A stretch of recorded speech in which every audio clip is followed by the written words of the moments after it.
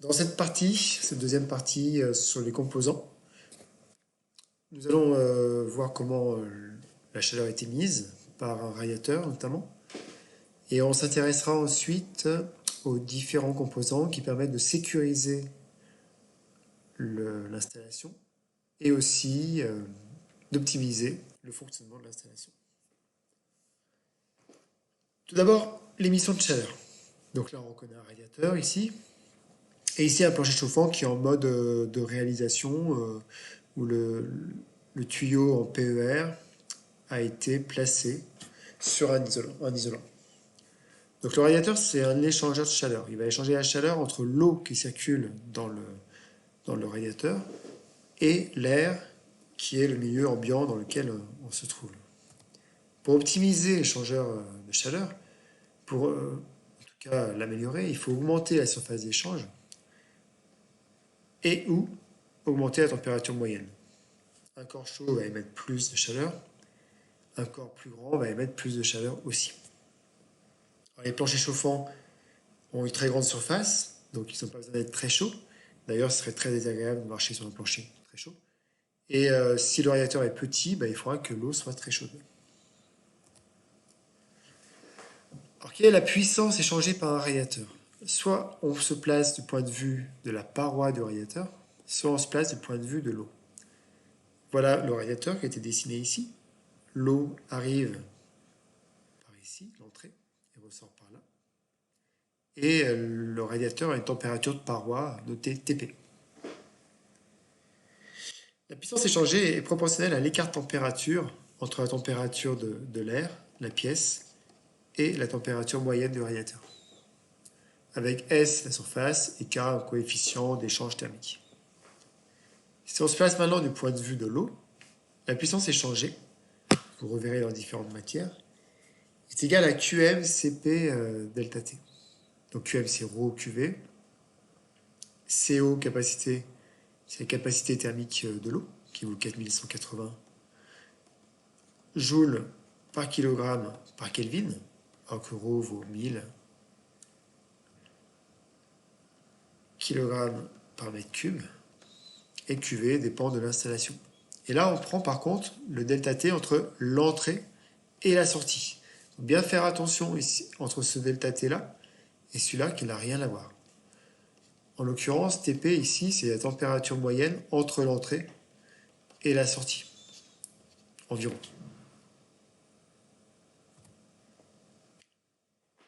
Alors la formule à retenir ici, c'est la puissance d'un radiateur. Donc delta T ici, attention à ce delta T, qui est la température T entrée moins T sortie. Et on a la puissance donc, du radiateur qui vaut QV, ρ, C, delta T à retenir. Ensuite, on verra qu'il y a des vannes d'équilibrage qui permettent d'obtenir le débit requis pour avoir la puissance souhaitée. En général, on a une pièce, on a un local. Ici, ce local, il perd de la chaleur à cause des déperditions thermiques. Du coup, vous placez un radiateur à l'intérieur, voilà, et ce radiateur, vous l'alimentez avec de l'eau pour qu'il chauffe la pièce et que l'apport du radiateur compense les pertes thermiques. Donc généralement, on connaît la puissance perdue, on connaît la puissance thermique qu'il faut, et on en déduit le débit. À ceci près qu'il faut connaître le delta T de température. Alors, en général, l'écart de température en fonctionnement optimal, en fonctionnement nominal, est de 10 degrés pour un radiateur. Lorsque avant les températures étaient plus chaudes, on prenait plutôt 15 degrés, voire 20 degrés. Aujourd'hui, c'est plutôt 10 degrés. Pour un plancher chauffant qui est à plus basse température, on prendra plutôt un delta T plus faible, autour de 5 degrés. Alors voilà un petit exercice. Soit un radiateur de 1000 watts qui doit être installé dans un local. On vous donne les températures d'entrée et de sortie, on imagine qu'on les mesure, et on vous demande de calculer le débit d'eau chaude nécessaire. Faites pause pour pouvoir appliquer la formule et trouver le résultat.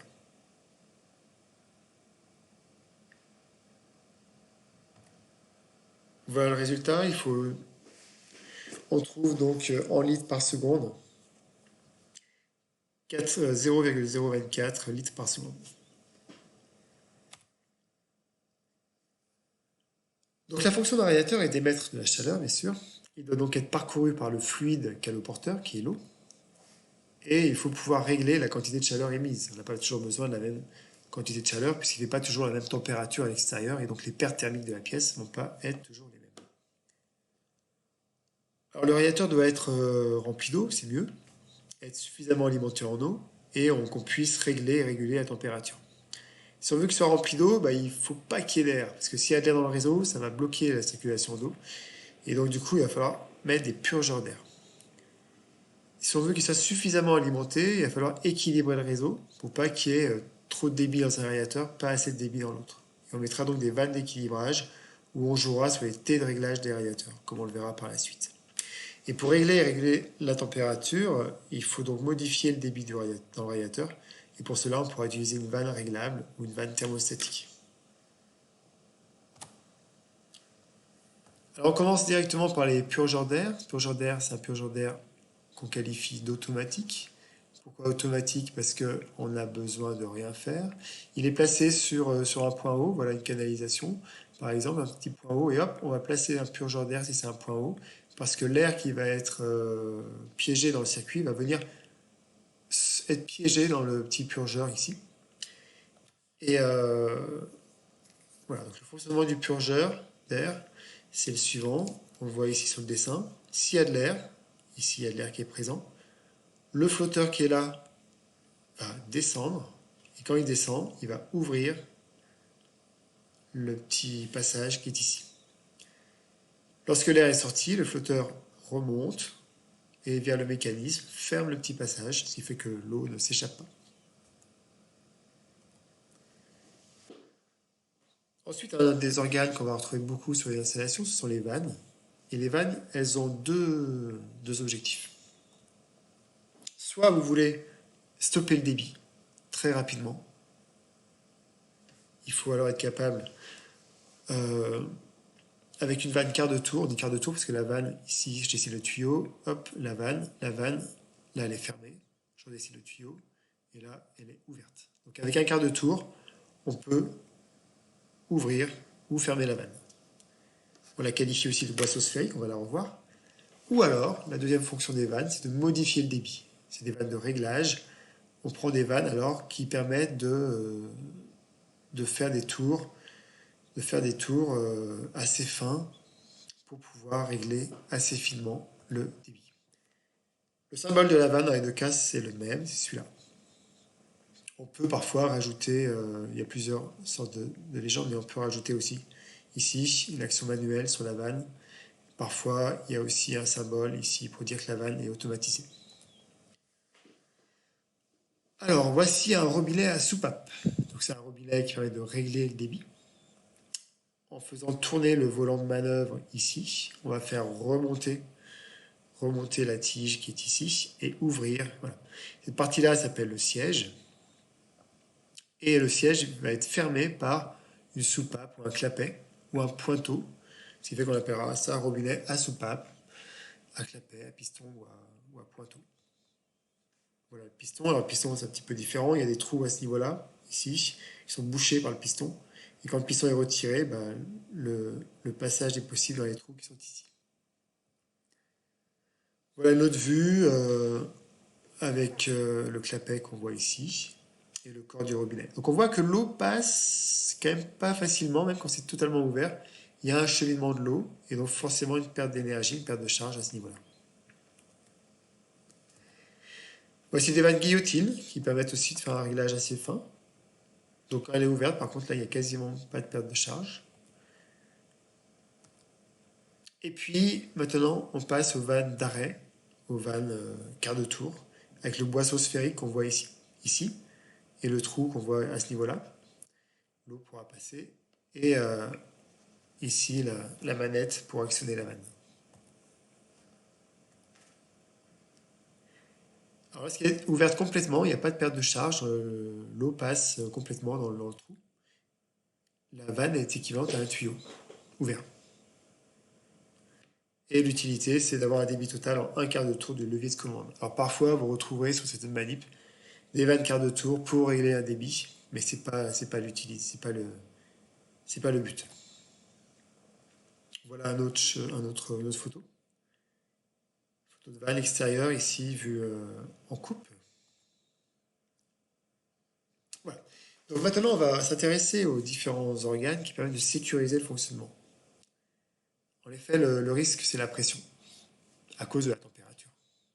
La température peut induire une augmentation de pression. La température va forcément monter si vous voulez faire du chauffage. Elle peut être de 20 degrés si vous ne chauffez pas. Et puis vous mettez en route le chauffage, elle monte à 60 ou 70. Sauf que l'eau qui passe de 20 à 60 degrés va se dilater. Et si l'eau se dilate, à ce moment-là, elle prend plus de place. Sauf que si vous avez l'eau dans un tuyau qui est rigide, et que l'eau est ici, que le tuyau est rigide, elle ne pourra pas prendre plus de place. Si elle ne peut pas prendre plus de place, ça veut dire que la pression va fortement augmenter. Et il ne faut pas que la pression dépasse une valeur critique. Donc on va utiliser des manomètres pour mesurer la pression. On va utiliser des soupapes de sûreté pour enlever de l'eau s'il y a trop de pression. Un groupe de sécurité pour les chauffe-eau, on verra tout à l'heure.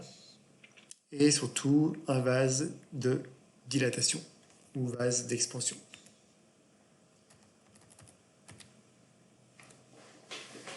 Autre organe, le fluide ne doit circuler que dans un sens, il faut un clapet anti-retour. Parfois on en met deux et on appelle ça un disconnecteur. Il y a une norme qui indique que lorsque vous avez une vanne de remplissage, imaginez que ici vous voulez remplir une installation, ça c'est l'installation de chauffage, etc. Ici c'est la vanne, là c'est l'eau froide du réseau. Il ne faut absolument pas qu'il y ait un retour de l'eau du chauffage qui est là et qui tourne en boucle fermée et qui est sale. S'il y a un retour, elle est polluée, ça peut polluer le réseau d'eau potable et ouais, ça arrive. Voilà. Donc il faut un disconnecteur et le disconnecteur comporte deux clapets anti-retour. On va passer en revue les différents éléments. Tout d'abord la soupape de sûreté, on dit aussi la soupape de sécurité. Là il y a une petite flèche, vous voyez ici. Puis là il y a un truc rouge ici. Donc ce truc rouge ici, si on le tourne, comme ceci, permet d'ouvrir la soupape. Qu'est-ce qu'il y a à l'intérieur? Il y a un ressort. Là, c'est le talon relié au réseau. Et l'eau qui est là, et la pression de l'eau appuie sur le talon qui est ici. Si la pression est trop forte, ici, ça va comprimer le ressort et on va pouvoir faire sortir l'eau ici dans l'évacuation. Donc l'évacuation se symbolise comme ceci. Okay. Et le schéma se fait comme cela. Donc ça, c'est le tuyau sur lequel est montée la soupape qui est là. Et on rajoute parfois ici l'évacuation.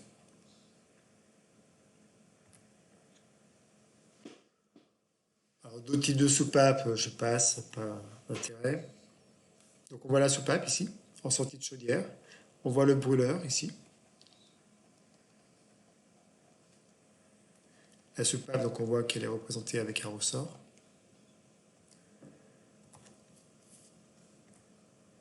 Ok. Deuxième élément de sécurisation, c'est le vase d'expansion. Donc la soupape, c'est vraiment au cas où la pression dépasse 3 bars. Elles sont tarées sur 3 bars, réglées, tarées, c'est comme ça qu'on dit. 3 bars relatifs. Hein. Ça veut dire que c'est 4 bars. Puisqu'il y a un bar dans la pièce. La pression atmosphérique est de 1 bar. Donc très souvent, tous les manomètres qu'on va avoir, qui indiquent la pression, ici, qui sont reliés au réseau, c'est la pression relative. Alors, avant que la soupape rentre en jeu, on a un organe qui permet d'absorber la dilatation de l'eau. Ça s'appelle le vase d'expansion, le vase de dilatation. Dans le vase de gauche, ici, qui est à membrane, il y a ici une valve de vélo, comme une valve de vélo, qui permet de gonfler le vase sous la membrane. La membrane est là. La membrane est ici. D'un côté de la membrane, on a de l'azote ou de l'air. Et de l'autre côté, on a de l'eau. C'est mieux de l'azote. Si on n'a que de l'air, on a de l'air. Et si jamais la température augmente, À ce moment-là, l'eau prendra plus de place et on aura la membrane qui va se décaler comme ceci. Et ça s'emplira d'eau. Voilà, donc l'eau aura plus de place et va comprimer l'azote qui est ici, le diazote qui est ici. Et on sait que le diazote est compressible. Donc la pression va augmenter, mais beaucoup plus modérément que s'il n'y avait pas ce dispositif. On peut avoir le même dispositif avec une vessie à la place de la membrane, voilà, qui va prendre plus ou moins de place. Ici, elle peut être beaucoup plus petite. Si, voilà, donc l'azote est ici, dans cette partie-là. Un exemple, ici on est à 1 bar en relatif. On voit ici le circulateur, on voit la soupape de sûreté, on voit le vase d'expansion, un radiateur. Sur la figure 2, on a mis en route le chauffage et la pression est à 2 bars. Le vase d'expansion, vous voyez qu'il s'est un petit peu rempli. Puis là, il s'est encore plus rempli, mais on a quand même atteint 3 bars. Et comme la soupape est réglée sur 3 bars, elle se décharge.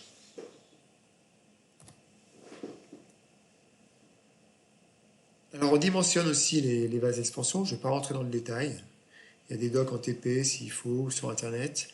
Sachez que le dimensionnement prend en compte la hauteur statique, qui est la hauteur ici, le volume total d'eau et la puissance de l'installation. On peut alors déterminer le volume du vase et la pression de réglage du vase. Après, vous avez des choses comme ceci, des méthodes de dimensionnement rapide, des tableaux. Si par exemple vous avez 10 mètres entre le haut et le bas de l'installation, que vous avez 18 litres d'eau et que vous avez une puissance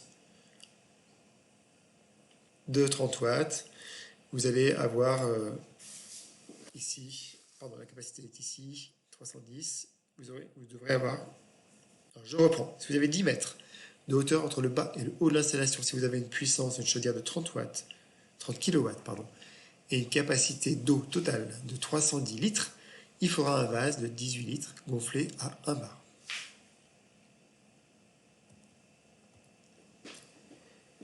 Alors les clapets anti-retour, je l'ai dit, très important dans le cas de pour ne pas polluer l'eau du réseau. Ce clapet anti-retour, le voici. Enfin, il y a différentes sortes. Il y a des clapets abattants. Ici, on voit bien que ça passe que dans un sens. Les clapets à billes, pareil, si la pression augmente à ce niveau-là, ça plaque la bille et ça ferme ici. Si la pression est plus forte là, par contre, la bille se soulève, elle est bloquée par ici pour pas qu'elle parte. Des clapets à levée verticale, ça peut être des levées horizontales aussi. D'accord, avec un ressort ici. On peut avoir aussi ça, le ressort, sur quelque chose d'horizontal. Ok, dans un disconnecteur, c'est le cas. Clapet anti-retour, bah, ça peut être donc le clapet anti-retour décidé par un électricien. Alors différents symboles, attention, le sens est donné par le circulateur dans les schémas de principe. Parce que les sens qu'on a là, ici, c'est pas toujours bien mis. Et donc toujours prendre ici le sens du circulateur pour indiquer le sens du circuit. Et au niveau du symbole, ça c'est plutôt une diode pour un électricien. On va utiliser ce genre de symbole-là, celui-là. Maintenant, je veux optimiser le fonctionnement. Donc, j'ai l'installation, j'ai le générateur qui va produire de la chaleur, j'ai les tuyaux qui vont transporter la chaleur, j'ai les émetteurs qui vont émettre de la chaleur. Si la température augmente, la pression monte, j'ai mis un dispositif qui permettait de modérer l'augmentation de pression, voire même d'évacuer de l'eau si la pression devenait trop forte. Donc, on a sécurisé le fonctionnement. Ici, on remplit on peut mettre un disconnecteur ou des clapets anti-retour pour éviter un retour d'eau dans la partie eau froide d'alimentation du réseau. Maintenant, je voudrais optimiser le fonctionnement, c'est-à-dire chauffer le mieux possible, le plus homogène possible, pour consommer le moins possible. Imaginons qu'une chaudière doit chauffer 2 émetteurs, un aérotherme, un ballon d'eau chaude sanitaire. Donc là, un aérotherme, c'est un dispositif où il y a de l'eau qui passe, comme ceci, et là vous avez un ventilateur qui va faire passer de l'air et qui va donc chauffer cet air. Alors, on va utiliser pour optimiser le fonctionnement des organes qui qui permet de régler la température de l'eau notamment, ou de faire du mélange, ça s'appelle les 23 voies. Et on va parler aussi d'équilibrage. Un réseau doit être équilibré pour fonctionner de manière optimale. Donc nous allons voir bientôt ce que signifie ce terme d'équilibrage. Alors les 23 voies, comment ça se présente au niveau technologique? Voilà, celles que vous avez en TP sont comme ceci. Il y a une entrée, deux entrées et une troisième entrée qui est là. Elle peut être motorisée. Ici, il y a un moteur avec les trois entrées qu'on voit. Et là, elle est représentée schématiquement avec 1, 2, 3. Il y en a une qui se différencie des autres, une en blanc, deux en noir. Parfois, on met des symboles, des lettres, et on mettra AB, AB. Celle qui se distingue des autres, celle-là et celle-là, c'est la vanne qui est toujours ouverte. Et les autres peuvent être ouvertes ou fermées. Là, j'ai un petit schéma qui montre la vanne ici, avec la sortie AB ici. Et ici, une pièce qui va venir fermer la partie A ou la partie B, de façon complémentaire. Je reviens sur ma problématique. J'ai une chaudière et j'ai un radiateur ici. Donc j'ai mis ce qu'il faut pour sécuriser, le valve d'expansion, la soupape. Et là, j'ai un départ chaudière autour de 70 degrés. Et j'ai un retour autour de 50. Il y a des pertes en ligne, donc peut-être qu'on aura 65 ici. Et puis 55 ici, donc une chute de 10 degrés à travers le radiateur. Très bien. Mais si je veux un plancher chauffant, comment faire? Alors je peux régler ma chaudière sur 30 degrés. Sauf que j'ai souvent des radiateurs aussi et un plancher chauffant. Imaginons que j'ai qu'un plancher chauffant. Ma chaudière, c'est dur de chauffer à moitié, quoi. Donc elle va chauffer quand même toujours autour de 70 degrés. Et là, on va mettre une 23 voies. Ici, j'ai mon circulateur dans la boucle.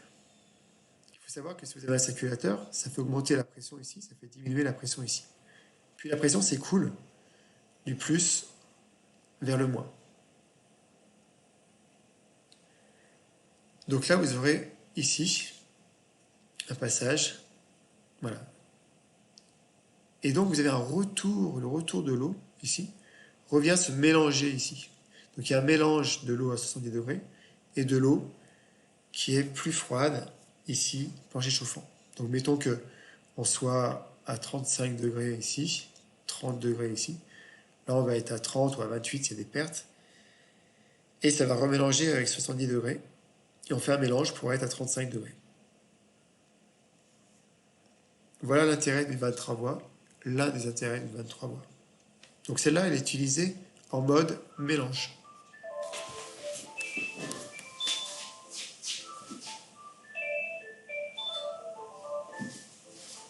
Bon, c'est pas du direct, téléphone sonne, c'est pas grave.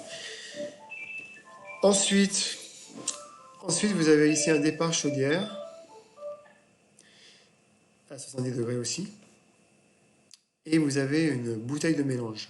Ça, c'est une bouteille de mélange. Cette bouteille de mélange, c'est une bouteille creuse de mélange. Donc l'eau peut faire ceci ou traverser ici.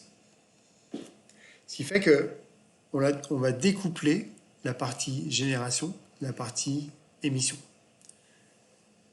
Ça peut être par exemple pour pas que la chaudière s'arrête de tourner et faire des arrêts, départ de la chaudière. On peut la laisser tourner comme ça en boucle, mais il faut bien qu'il y ait une circulation d'eau, sinon il y aurait une surchauffe à ce niveau-là. Et on peut donc ne pas avoir le même débit dans la chaudière que dans le radiateur, dans l'émetteur. Et là, on retrouve notre partie 23 voies et mélange avec la voie A et B qui se mélangent. AB donne AB.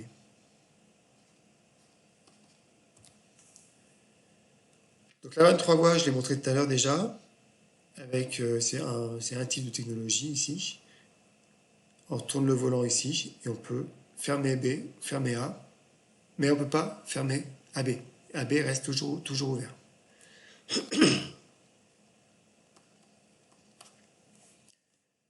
En répartition, il suffit d'inverser les sens. On fait rentrer l'eau par AB et elle va ressortir par A et B. Ou si on a fermé, si on a fermé A, ça sortira par B. Pareil, AB, toujours ouvert. Donc, deux modes, soit on utilise la 23 voix en mélange, soit on utilise la 23 voix en répartition. Ensuite, excusez-moi, la 23 voix en mélange, on va distinguer les deux. On va distinguer les deux ici. Le circulateur va être placé dans la boucle qui est ici. Donc on a une boucle ici, dessinée par la 23 voix. Une partie de l'eau est réinjectée, ça on le savait déjà. Le débit dans la boucle, qui est là, est donc supérieur au débit amont. QV amont, c'est celui-là. QV amont. QV amont, c'est celui-là. Et QV boucle, c'est celui-là. Mais comme QV boucle, il y a une partie qui vient de lui-même, il sera plus important. Et comme on recycle de l'eau qui est plus froide, la température T1, qui est là, sera supérieure à la température d'entrée de boucle. Et la température de sortie de boucle, c'est la température T2 qui retourne vers la génération. Donc si on se place en mélange, il faut retenir que l'eau sort par AB. Dans la boucle, on va trouver le circulateur. Et donc, c'est le circulateur qui va imposer le débit. Donc on dira qu'on est à débit constant. Important ça. Quand on est en mélange, ça, on est en débit constant. Et en température variable. Pourquoi? Parce que la température pourra varier par action sur la 23 voies. Si vous tournez votre 23 voies, vous modifiez le mélange et vous modifiez la température ici. Le débit, lui, ne peut pas changer. Il dépend en fait de la caractéristique de la pompe. Il est fixé, il y a un point de fonctionnement, il varie très peu. On peut aussi utiliser la 23 voies en répartition. À ce moment-là, il faut rentrer par la AB. Donc là, on est rentré par ici. Ensuite, en A, on rentre dans le radiateur, en plancher chauffant. Et on ressort, et on retourne vers la génération. Et une partie de l'eau est exfiltrée, en quelque sorte, par B, et retourne directement vers la bouteille de découplage. Dans ce cas-là, donc une partie du débit amont est déviée, directement vers la conduite de retour. La température d'entrée de la boucle, ici, ça sera T1. T1 qui est ici, on aura T1 ici. Donc on aura une température fixe T1, avec une petite chute de température, ok. Donc on retiendra que l'eau entre par AB. Dans la boucle, la température est constante et le débit est variable. Par contre, est-ce qu'on peut tourner variable par action la 23 voies? Alors, c'est pas tout à fait aussi simple. Si je tourne la 23 voies, le débit sera effectivement variable. Et si le débit est variable, la température moyenne, ici, vous avez T1 ici, et là, vous avez T'1. T'1, et là, c'est température moyenne. Si le débit est plus faible, T'1 sera plus faible, et donc la température moyenne sera plus faible. Donc si on baisse le débit, la température sera quand même un petit peu variable. La température moyenne. Par contre, la température d'entrée sera constante. Je vous laisse regarder ça si vous voulez vous amuser un petit peu. C'est les différents circuits, le mélange. Vous suivez les flèches, départ. Ça rentre par B ici, ça sort par AB, ça rentre par A ici. C'est la même chose que ça en fait. C'est juste A et B qui étaient inversés, donc il n'est pas très utile. Et il y a la partie mélange, la partie répartition. Je vous laisse explorer ceci. Donc important, c'est la position du circulateur qui est important et qui va imposer si on est en mélange ou si on est en répartition. Ok? Donc mélange, on va mélanger deux trucs, répartition, on va répartir deux débits. Ok, quelques exemples d'installation. Maintenant, il faut vous débrouiller, il faut reconnaître les éléments, qu'est-ce qu'on a ici, voilà, il faut essayer de voir. Et le circulateur, je vous dis, P+, P- dans votre tête, pour dire, voilà, ça pousse, ça aspire ici, ça impose le sens des flèches. Puis le vase. Voilà, un peu plus compliqué ici, à peine plus finalement. Tiens, je parlais tout à l'heure du... Ouais. Donc là, ici, c'est un disconnecteur. Ça, c'est un disconnecteur qui comporte deux clapets anti-retour qui permet d'alimenter ici, d'alimenter le circuit de chauffage en eau froide. Quand il n'y a plus assez d'eau froide, on ouvre les deux robinets qui sont là et hop, on remplit. Après, on ferme les robinets et hop. Ici, le vase d'expansion. Ici, on voit qu'on a une soupape. Là, la bouteille de découplage avec un purgeur d'air automatique. Une vanne ici, si besoin. Ensuite, qu'est-ce qu'on a? On a un premier circuit, donc cette bouteille de découplage, elle est stratifiée un petit peu en quelque sorte. En bas, c'est plutôt froid, en haut, c'est plutôt chaud. Donc tous les départs d'eau chaude se font en haut pour alimenter chaque boucle. Voilà le circuit C qui est alimenté avec un circulateur et avec une vanne 3 voies. Circulateur dans la boucle, on en mélange, débit constant, température variable. Ici, pareil. Ici, on a un ventiloconvecteur, symbole du ventilateur, et on n'a pas de réglage de température. Directement, la température est assez chaude, ça s'appelle une batterie chaude ici. Et ici, un ballon avec un serpentin à l'intérieur qui permet de chauffer de l'eau chaude sanitaire. Là, on a l'entrée d'eau froide, ici, qui est dans le creux du ballon, ici, qui est isolé, qui passe au voisinage du serpentin contenant l'eau de chauffage. Pas de mélange des particules d'eau, mais mélange thermique uniquement. Et hop, on ressort. On sort par là, pardon, ici, pour avoir l'eau chaude ici. Et là, manifestement, il y a une petit circulateur pour faire un petit bouclage ECS pour avoir toujours de l'eau chaude à disposition. C'est valable si le circuit est très long. Si vous êtes dans un hôtel à l'étage numéro 10 au bout du couloir, s'il faut attendre que l'eau chaude monte du rez-de-chaussée, etc., ça va être un peu long. Donc il y a des bouclages de CS qui permettent de faire tourner l'eau chaude. Ça consomme un petit peu, mais ça permet d'avoir l'eau chaude dès qu'on ouvre le robinet.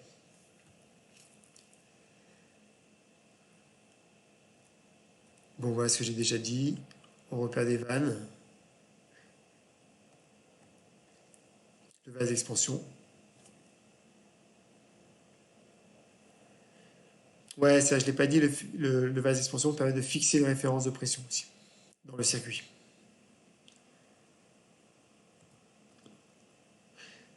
Et la bouteille de découplage.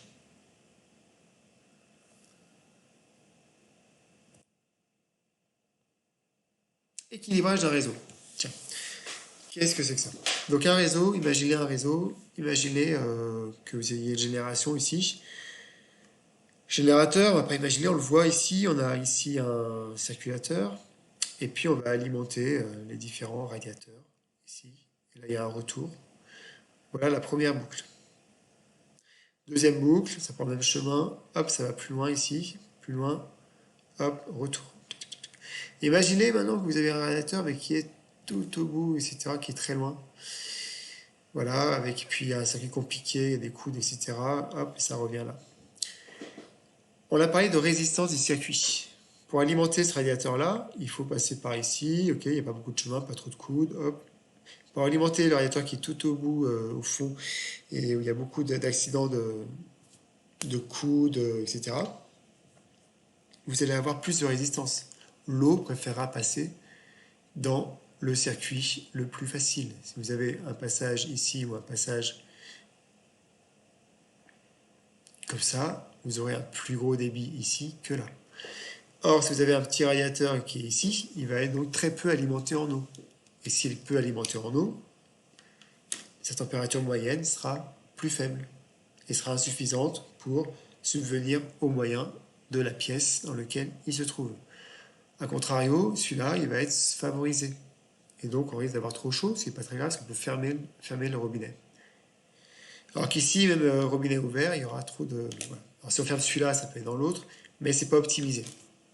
Donc ce qui se passe généralement, c'est qu'il y a des pièces qui sont trop chaudes et des pièces qui sont trop froides. D'où, en fait, une surconsommation d'énergie qu'on peut éviter si on fait un équilibrage. De plus, on peut avoir des bruits si celui-là est favorisé. Il y aura plus de débit, donc une plus grande vitesse, et si la vitesse est trop grande, il y aura du bruit. Mauvais équilibrage, certaines pièces sont mal chauffées. Bruit au niveau des robinets thermostatiques.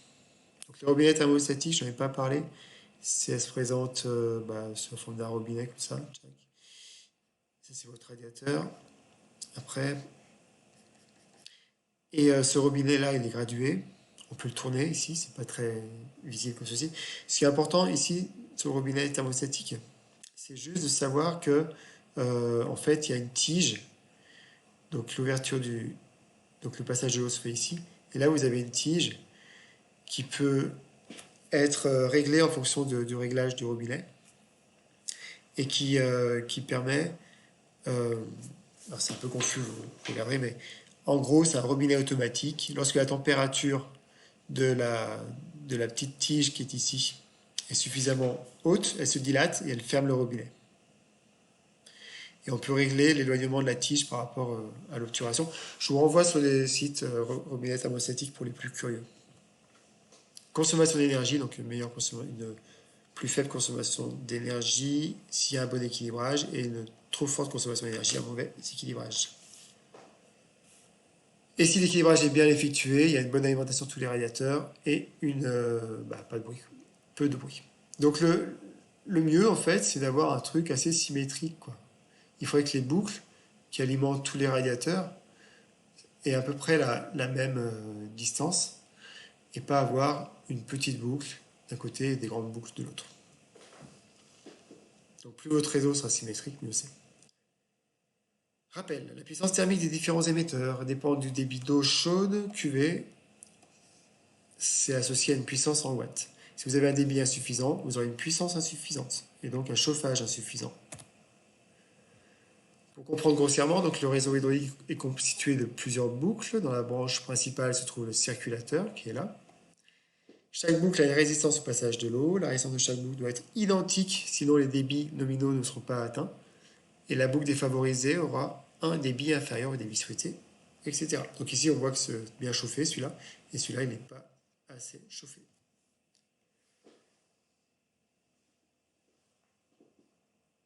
Alors, les paires de charge.